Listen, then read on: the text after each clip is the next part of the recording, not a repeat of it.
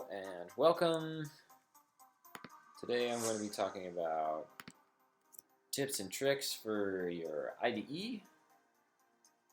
We're going to talk about generating code, such as creating variables, constructors, getters, setters, toString methods, commenting, things of that nature. So I'm going to be using Eclipse for this, and for those of you who took Java with Josh Archer, then you'll probably already be familiar with this process. So the first thing you want to do, I guess, is start a Java project, and we'll just be calling it generate code, because that's what this tutorial is about. And so we will go back and we're going to finish that here. This is going to be a really rough video because I don't have a lot of time to edit. So I'm going to do a new class. It's going to be also called generate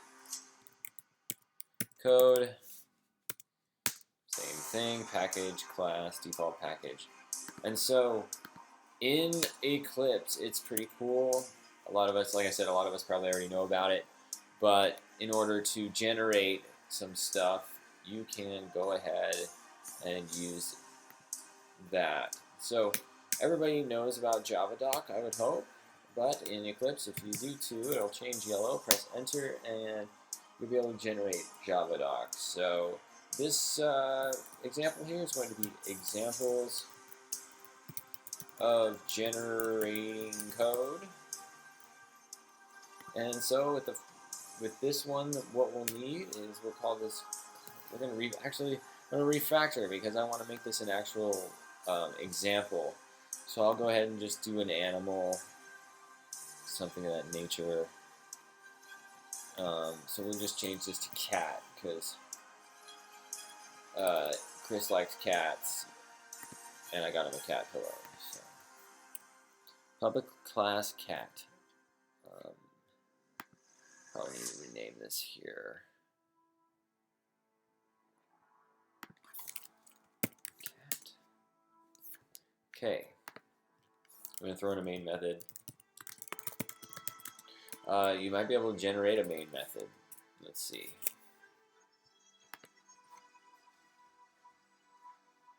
Doesn't look like we can generate a main method, but there's probably a way. But for time's sake, I will do this. Okay. This is my main method. Okay. So to make something do something or be called something, then we want this to have things. So we'll just do strings of hair color, and we can do an int, so like number of paws. Most of the time it'll probably be 4, but you never know. Okay, maybe a boolean of long hair equals true.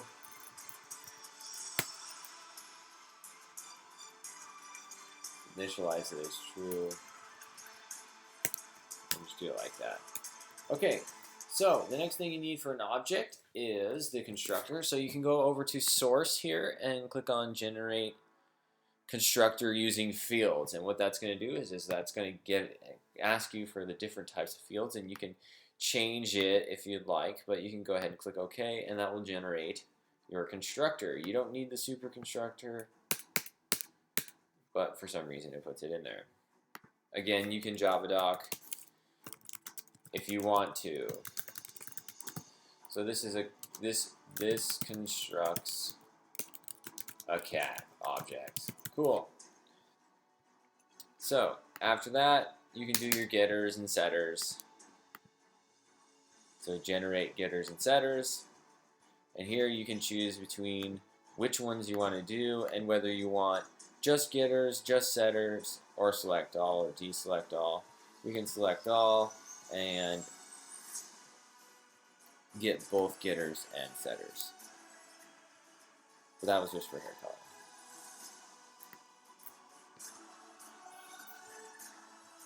Just kidding. The spacing's just crazy.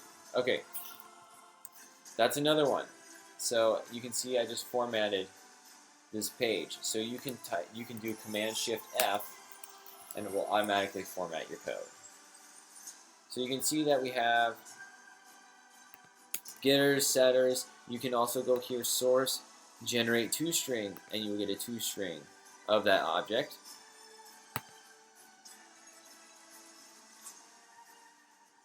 So if I create a cat, then you can go ahead and proceed to create your cat.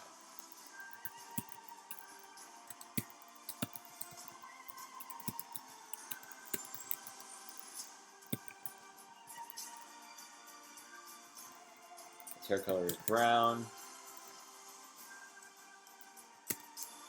It has 4 paws, and it is long-haired.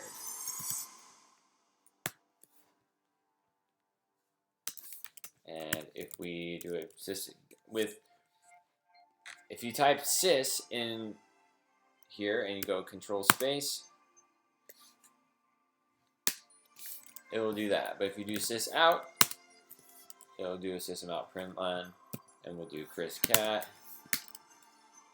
And that's control space or command space, whether you have a Mac. Okay, so that's how you generate a class. If we run it, it'll have a cat,